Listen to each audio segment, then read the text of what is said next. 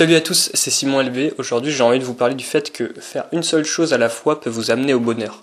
On a tous cette petite voix qui trotte dans notre tête et avec des arrière-pensées qui nous empêchent de faire pleinement ce qu'on est en train de faire. Par exemple, quand par exemple je travaille, il va y avoir mon téléphone à côté ou Facebook d'ouvert et je vais avoir une partie de mon esprit qui va être en train de penser ah tiens, est-ce que j'ai pas une nouvelle notification, est-ce que j'ai pas quelqu'un qui a partagé ma dernière photo de profil sur Facebook ou des choses comme ça. On a tout le temps une petite voix en fait qui fait qu'on n'est pas entièrement à 100% sur ce qu'on fait. Alors, pourquoi est-ce qu'on voudrait être à 100% sur ce qu'on fait? Pourquoi est-ce qu'on voudrait pas garder un peu de notre attention pour vérifier si on n'a pas le dernier post Facebook qui a été liké? En fait, parce que ça permet de profiter du moment présent et d'être beaucoup plus sincère. Si par exemple je suis avec un ami et que j'ai une partie de mon attention qui est vers mon téléphone parce que j'attends justement de voir les notifications de mon dernier like sur mon post Instagram, j'attends que mon téléphone vibre, du coup il y a une partie de mon attention qui est pas avec la discussion que j'ai avec mon ami, et du coup ça va pas être sincère, je vais pas être à fond dedans, et ça se ressent en fait. Même si on se dit bon ça se voit pas, c'est rien du tout, si j'ai 10% de mon attention en moins, ça se ressent, et c'est moins sincère, c'est moins vrai en fait. Et les vraies relations avec les gens, le moment où on est pleinement avec les gens, c'est ces moments-là qui sont les meilleurs. Ces moments-là où chacun ressent qu'il y a un vrai lien en fait qui se crée dans ces discussions, dans ces moments-là. Et c'est ça qui crée une vraie amitié, qui crée une vraie relation de couple, etc. En plus, le cerveau, il n'est pas fait pour faire deux choses à la fois en fait. Le cerveau, il fait pas de multitâche, que ce soit pour les hommes ou pour les femmes, hein, même d'après les croyances, le cerveau ne fait pas de multitâche, c'est prouvé scientifiquement. Le cerveau ne peut que faire une chose à la fois, mais il peut alterner très rapidement entre les deux. Par exemple, il peut alterner très rapidement entre conduire une voiture et tenir une discussion avec le passager. Il peut le faire, mais ça va être beaucoup plus fatigant en fait, parce que on n'est pas prévu pour ça, le cerveau n'est pas prévu pour ça, donc il va être très fatigué beaucoup plus rapidement. Même si on a l'impression de faire deux choses en même temps, c'est pas le cas en fait, c'est juste une alternance très rapide entre ces deux choses-là. Donc faire une chose à la fois et le faire pleinement, ça permet d'être moins fatigué, d'être plus serein. Et du coup, également d'être plus productif. Si je travaille mais que je suis coupé toutes les 5 minutes par le like sur ma dernière photo Facebook, je vais être déconcentré toutes les 5 minutes, et le temps que je me remette dans mon travail, ça va être contre-productif en fait. Si par exemple, je me dis, bon là, pendant une demi-heure, je travaille à fond, pendant 5-10 minutes, je vais me mettre dans mon travail, commencer à vraiment me mettre à fond. Au bout de 10 minutes, je vais être à fond pendant 20 minutes. Et là, c'est dans ces 20 minutes-là que je vais être extrêmement productif et que je vais accomplir autant qu'en 2 heures si j'avais été distrait par Facebook toutes les 5 minutes. Donc vraiment, faire une chose à la fois, ça permet d'être beaucoup plus productif. Ça permet d'atteindre un état de flow en fait, un état de conscience qui fait qu'on est extrêmement concentré sur quelque chose, on se met dans notre bulle et on est à fond. Ça par exemple, moi je l'ai vécu pendant les devoirs, par exemple, les évaluations en cours. Ça dure 1 heure ou 2 heures, ça dépend, mais pendant cette heure-là, je suis à fond quoi. Mon but c'est de réussir le mieux possible. Donc je suis dans ma bulle, ça peut arriver qu'il se passe des trucs à côté que je ne me rende pas compte. Ça permet de profiter du moment présent, d'être moins fatigué parce que c'est le fonctionnement du cerveau qui est comme ça, et d'être beaucoup plus productif. C'est ces 3 choses-là qui répondent au pourquoi on doit faire une seule chose à la fois. Maintenant, on pourrait se demander, mais comment je fais alors? Comment je fais pour faire une seule chose à la fois? Parce que je suis tout le temps distrait par mon téléphone, tout le temps distrait par Facebook. Le plus simple, c'est sûr que c'est de couper les distractions.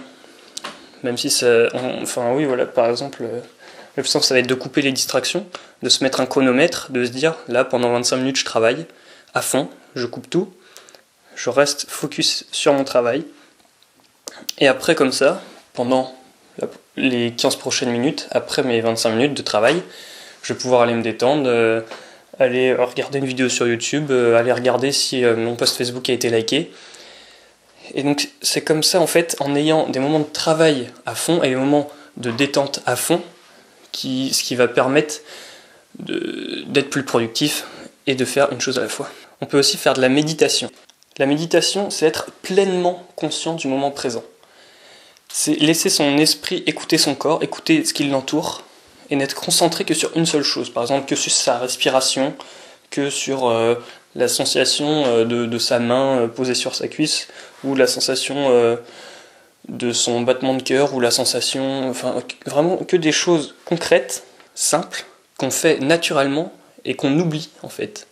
Le fait de respirer, on ne pense pas à respirer. Et la méditation, ça va être se concentrer sur sa respiration. Donc c'est prendre conscience de cette chose qu'on fait sans s'en rendre compte, et du coup se retrouver vraiment dans le moment présent. Alors on peut aussi aller faire du sport par exemple, parce que le sport c'est ça, c'est se concentrer sur son effort physique, on pense à rien d'autre, ça vide la tête, on n'a plus cette petite voix justement, c'est pour ça que les gens aiment bien le sport. Et ça me permet de me vider la tête, c'est ça enlève cette petite voix qui te dit tout le temps de faire autre chose en même temps en fait. Il y a une métaphore que j'aime bien de Serge Marquis, qui est un conférencier québécois.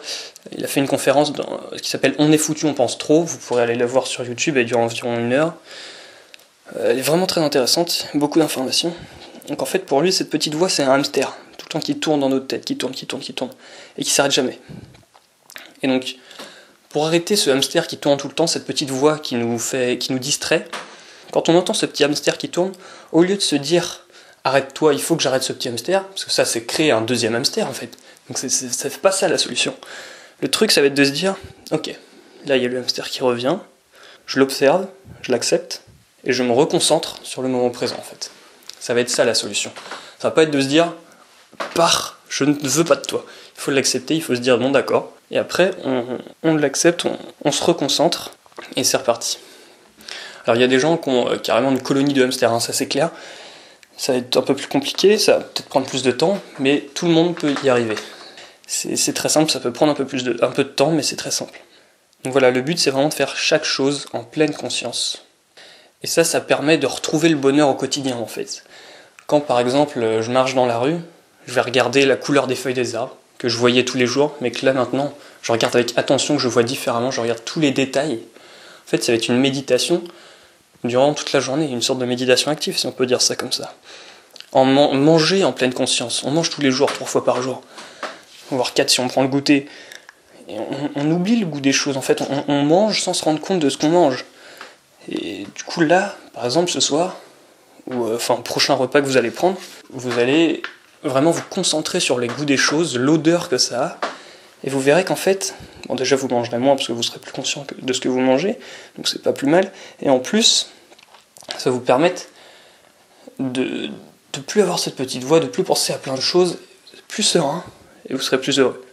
C'est pareil quand vous êtes avec quelqu'un, il faut être conscient de la discussion que vous avez, conscient de l'autre personne, ou juste par exemple aussi regarder les gens comme si c'était la première fois que vous les rencontriez. C'est quelque chose qui est pas mal aussi, un exercice que vous pouvez faire. Vous pouvez aussi juste prendre conscience quand vous marchez. Il y en a qui sont paraplégiques et qui sont dans leur fauteuil roulant, et vous pouvez marcher, des choses qu'on oublie. Vous respirez aussi, ça c'est la méditation, prenez conscience que vous respirez, donc méditez. En fait, il faut prendre conscience que vous vivez, c'est le plus important. Parce que dans cette société, tout le monde est occupé, tout le monde a son esprit occupé, mais occupé de broutilles en fait, de choses pas importantes. Que ce soit à cause du travail, des responsabilités, juste des petits tracas de la vie. Toutes ces choses sont insignifiantes face à l'importance de la vie. Et je me demande si ce serait pas un moyen aussi d'accepter la mort.